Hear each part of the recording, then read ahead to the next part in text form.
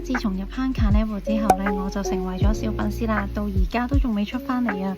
用過防曬2支精華水日霜2款洗面同埋粉霜，之前都有拍 Reels 分享過噶，有興趣嘅話都可以揾翻嚟睇。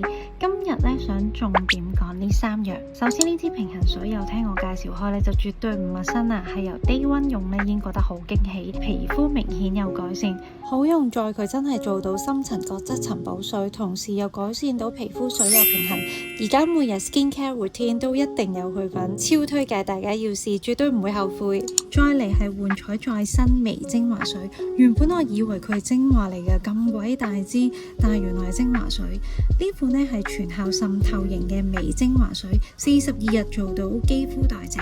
佢有4大賣點嘅：明亮剔透、水潤柔滑、緊緻飽彈、雲靜光澤。我會覺得呢，以下呢3類人呢可以考慮入手嘅。第一就係所有韓國保濕精華呢，你都係覺得廢嘅，對你嚟講呢係冇保濕力嘅。第二，超級生滑肌，長期都係乾到掹掹緊嘅。第三，想加速皮膚代謝，同時想改善皮膚暗啞無光。2款精華水比較之下呢，其實我係中意平衡水多啲嘅，效果都明顯啲嘅。好大可能呢係因為我嘅皮膚係好厚角質層嘅乾肌啦。預計去到秋冬天嘅話呢，我就應該比較中意佢呢支再生微精華水啦。最後係平衡潤顏保濕乳霜，當時買嘅時候係4元，BA 建議我呢可以直接當佢係晚霜用，佢係超級水潤柔滑質地，好快就可以滲透入皮膚，保濕滋潤同時呢做到清爽不黏膩，有效調節水油平衡。我覺得呢而家春夏季用佢呢真係完全啱好啊，